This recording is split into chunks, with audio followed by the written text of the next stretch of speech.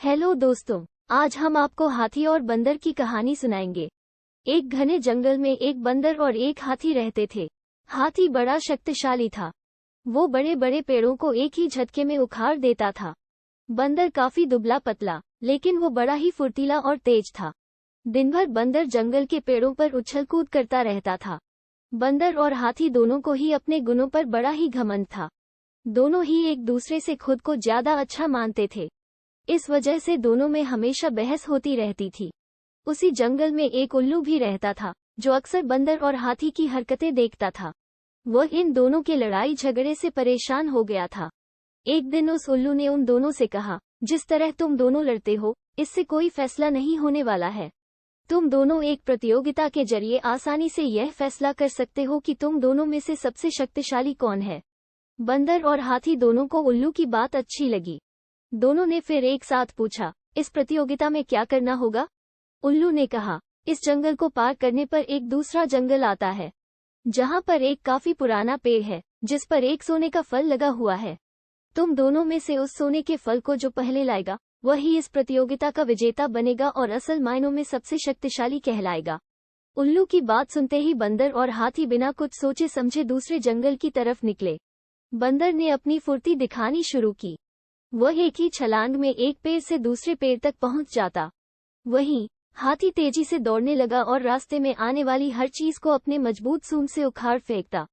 थोड़ी ही देर में हाथी और बंदर उस जंगल से बाहर निकल गए। इस जंगल से दूसरे जंगल के बीच के रास्ते में एक नदी बहती थी। उसे पार करने के बाद ही दूसरे जंगल में पहुंचा जा सकता था। बंदर ने फिर से अपनी फुर्ती दिखाई और झट से वह नदी में कूद गया, लेकिन पानी की लहर काफी तेज थी, तो बंदर नदी में बहने लगा। बंदर को नदी में बहते हुए देखकर हाथी ने तुरंत अपनी सूंड से उसे पकड़कर पानी के बाहर निकाल दिया। हाथी के इस व्यवहार को देखकर बंदर काफी हैरान हुआ। उसने विनम्र होकर हाथी को अपनी जान बचाने के लिए धन्यवाद कहा और अपनी हार मानते हुए हाथी को ही आगे का सफर तय करने के लिए कहा। बंदर की इस बात को सुनकर हाथी ने कहा, मैं नदी पार कर सकता हूँ, तुम भी मेरी पीठ पर बैठकर इसे पार कर लो। बंदर हाथी की बात मान गया और वह हाथी के पीठ पर बैठ गया। इस तरह दोनों ने नदी पार कर ली और दूसरे जंगल में पहुंच गए। फिर दोनों ने मिलकर सोने के लगे हुए फल वाले पेड़ को भी खोज निकाला। सबसे पहले हाथी ने अपनी सूंड से उस पेड़ को गिराना चाहा, लेकिन वह पेड़ काफी मजबूत था।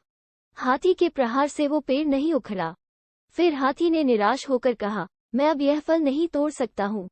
बंदर बोला, चलो मैं भी एक बार कोशिश करके देखता हूँ। बंदर फुर्ती से उस पेड़ पर चलने लगा और उस डाली पर पहुंच गया जहां पर सोने का फल लगा हुआ था। उसने वह फल तोड़ लिया और पेड़ के नीचे उतर गया। इसके बाद दोनों वापस नदी पार करके अपने जंगल लौट आए और उल्लू को वह सोने का फल दे दिया। फल पाने के बाद उल्लू जैसे ही इस प्रतियोगिता के लिए विजेता का नाम बोला, वैसे ही बंदर और हाथी ने मिलकर उसकी बात को रोक दिया। दोनों ने एक साथ कहा, उल्लू दादा, अब हमें विजेता का नाम जानने की आवश्यकता नहीं है।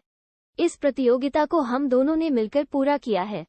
हमें ये समझ में आ गया है कि हर किसी का गुण अपने आप में अलग और खास होता है। हमने ये भी फैसला किया है कि आगे से अब हम कभी भी इस बात पर बहस भी नहीं करेंगे और मित्र की तरह इस जंगल में रहेंगे। उल्लू को बंदर और हाथी की बात सुनकर काफी खुशी हुई।